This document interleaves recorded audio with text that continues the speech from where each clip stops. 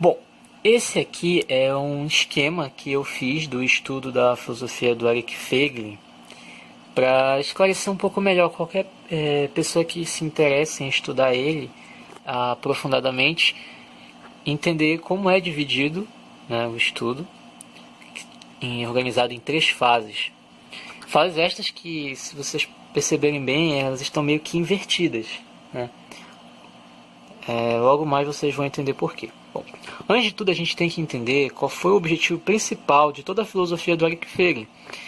Bom, o Feiglin observou um problema na realidade, que foi a deformação que as ideologias estavam produzindo, na realidade não só na moral, não só na política, mas também na própria experiência das pessoas com a realidade. Então ele pensou, olha, eu preciso entender como solucionar essa crise civilizacional que o Ocidente está passando. E ele só poderia fazer isso se ele encontrasse a raiz do problema. Encontra-se a raiz, compreende-se a raiz, pode-se derrotar ela. E ele então empreende um estudo que durou a vida toda dele. A vida toda dele podemos descrever como um combate árduo, não só às ideologias, mas um combate às próprias deformações do homem que ele imprime à realidade. Bom, então vamos começar. A primeira fase do Eric Feiglin é denominada a fase da filosofia das ideias políticas. Nessa primeira fase, que tem 8 volumes do História das Ideias Políticas, o principal objetivo do Feiglin é estudar a história das ideias políticas, retraçar a origem delas, desde os gregos até passando pela Idade Média, pela Idade Moderna, e destacar como o marxismo, nazismo, o positivismo e mesmo o conservadorismo se tornaram as ideologias predominantes da nossa época. Bom, nessa primeira fase nós temos o famoso insight em que o Feiglin afirma que as ideologias modernas elas são uma continuação ou uma transformação da chamada heresia do gnosticismo, que surgiu paralelamente à religião cristã. Esse insight do Feiglin é incrivelmente importante porque ele identifica então que a base ou o substrato das ideologias modernas, como o marxismo, é de uma natureza religiosa ou antirreligiosa, mas com aquela natureza que imprime aos seus ativistas uma fé. Uma fé no imanente, mas uma fé de todo modo. Uma deformação do que seria a religião, do que seria a ligação do homem ao transcendente. Esse insight do Feiglin, longe de ser único dele, encontra confirmação de filósofos como Hans Jonas e o Norman Cohn, que destacaram que realmente havia uma grande semelhança entre as ideologias modernas e os movimentos milenaristas gnósticos que surgiram na Idade Média, que eram contidos pela Igreja Católica. Bom, mas ao aprofundar cada vez mais o seu estudo, ele começou a perceber que estudar a história das ideias já era em si algo meio vicioso. Não um erro, mas que estaria errado se ele continuasse por esse caminho. É aqui que ele tem o seu primeiro ponto de ruptura com a obra Nova Ciência da Política.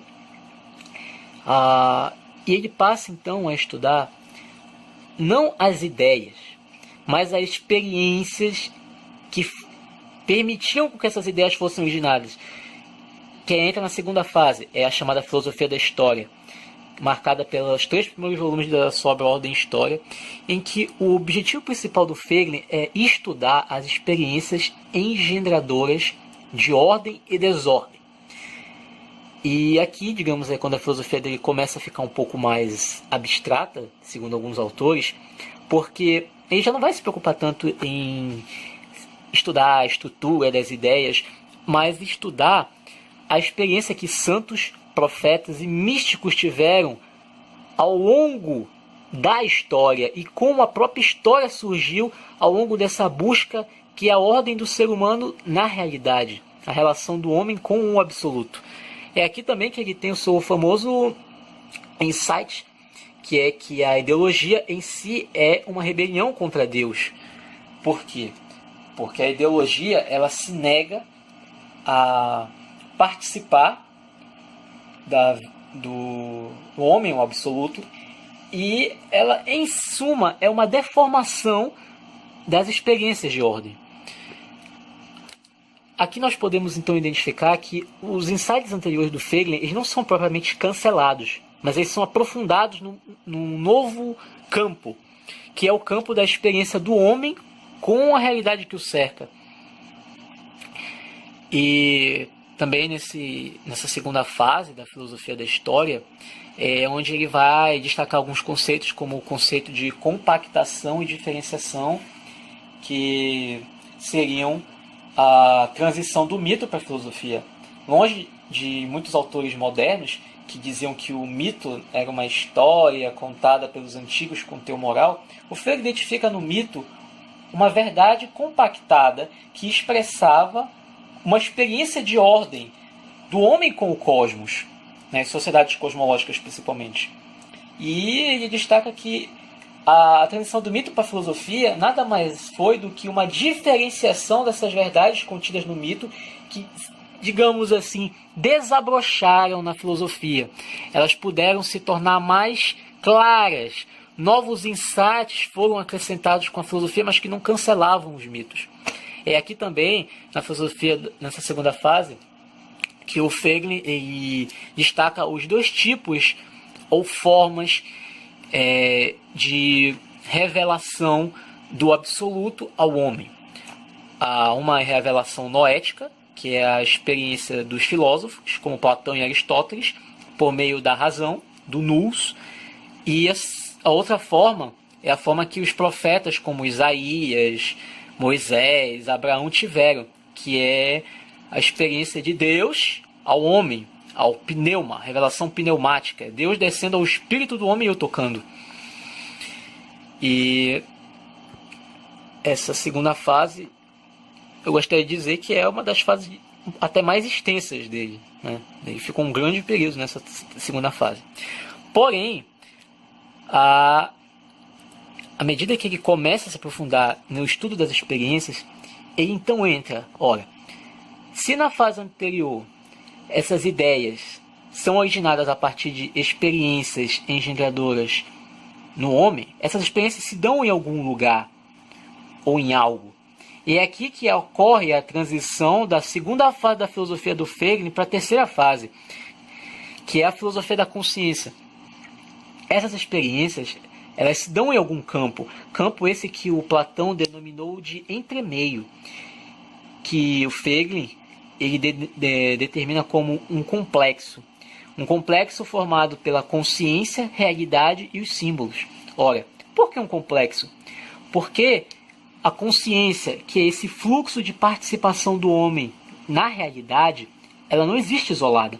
Toda a consciência existe numa realidade, uma realidade que é percebida por uma consciência. Então, esse complexo, ele não existe, esses termos não existem isolados um do outro. Eles existem num conjunto. Essa consciência percebe a realidade através dos símbolos. Os símbolos que são uma relação divino-humana, que comunicam a essa consciência a forma dessa realidade se manifestar. E é aqui, nessa última fase, que é marcada por 2 volumes do Ordem e História, os volumes 4 e 5, que o Feiglin ele aprofunda ainda mais a sua filosofia. Eu poderia descrever como essa última fase dele como uma experiência meditativa. Aqui ele mergulha no cerne, não só dos problemas que estavam assolando o Ocidente, mas no cerne da própria experiência do homem com a realidade. Ele obteve insights que permitem nos esclarecer acerca da própria forma como o homem experiencia a realidade através desse fluxo de participação que é a consciência humana. E, bom, foi duramente criticado por muitos pelas conclusões que ele obteve nessa última fase, E a linguagem que ele emprega também fica cada vez mais difícil, uma vez que ele tenta utilizar termos para poder esclarecer melhor o problema. E a partir daqui fica mais claro por que as fases se encontram da direita para a esquerda. Porque há um aprofundamento da origem. Há ideias políticas que eu estou no começo, que são originadas a partir de experiências engendradoras, de ordem e de desordem, e essas experiências se dão em um campo, que é esse complexo da consciência, realidade e dos símbolos. Então, percebam que esse esquema mostra o aprofundamento do Feiglin na origem dos problemas que estão assolando o Ocidente até hoje. Ele aprofunda até o cerne da própria estrutura da consciência humana. E é importante compreender essa diferença das fases, porque qualquer estudante do Feiglin, ele vai ter que percorrer o mesmo caminho. Ele vai ter que percorrer desde a primeira fase da história das ideias políticas até a última fase. Ele tem que percorrer esse caminho para poder ele mesmo retraçar a experiência que o Feiglin teve, né? E longe de cancelar o estudo anterior, é como o próprio conceito de compactação e diferenciação. À medida que ele aprofunda nas fases da filosofia dele, elas só vão diferenciando, elas só vão desabrochando as verdades que já estavam contidas em latência nas suas histórias das ideias políticas. Mas, claro, à medida que ele aprofundou, já não se a fase anterior já não expressava o que a fase posterior estava expressando, né? E na filosofia da consciência ele já emprega o seguinte: ora, a conclusão que ele teve na primeira fase de que o gnosticismo é o que engendra as ideologias modernas, aqui o Feiglin conclui: olha, o gnosticismo, essa heresia, ela nada mais se origina do que uma experiência deformada da realidade na consciência humana. Então veja, de algo externo ao homem, nas ideias políticas, o gnosticismo, uma heresia, ele aprofunda até o cerne da origem gnóstica, como algo próprio da própria tensão do homem. Tensão entre esses três conceitos, parte desse complexo. Podemos dizer então que um ideólogo, ele nasce a partir de qualquer indivíduo que tem uma experiência deformada com a realidade. É aqui que entra também um outro insight da filosofia do Feiglin. Ora, uma vida espiritual equilibrada depende de que cada homem equilibre dentro de si essa tensão da sua consciência com a realidade. Tensão essa que, se for deformada, se essa tensão for quebrada, ela vai gerar deformações que vão descambar nas ideologias de hoje, né? Então, esse é um pequeno esboço, um esquema dessas três fases do Feiglin, né? À medida que você vai aprofundando uma fase, fica mais difícil de compreender e entender, porque isso exige de cada estudante uma experiência e um aprofundamento meditativo muito grande. Mas a compreensão plena da filosofia do Feiglin pode dar não só novas formas de combater as ideologias modernas, como também compreender a própria forma como o homem se relaciona com o ser divino, o absoluto, Deus. E, como Feiglin, de certa forma, concluiu na sua segunda fase, o cristianismo nada mais é do que o ápice da diferenciação de todas as verdades. Verdade é esta que, no cristianismo, se encarna numa pessoa, Jesus Cristo. Talvez essa tenha sido uma das maiores contribuições do Feiglin ao estudo da filosofia cristã, ao estudo do próprio cristianismo em si. Mais do que apenas uma religião, doutrina, o cristianismo é a forma máxima do homem se relacionar com Deus, com o absoluto. É a forma máxima que a consciência humana encontra para se relacionar com a realidade, através de uma pessoa. Que o estudo do Eric Feiglin possa nos enriquecer cada vez mais e possa nos permitir ter maiores compreensões da realidade e de nós mesmos. É isso que eu queria esboçar e obrigado.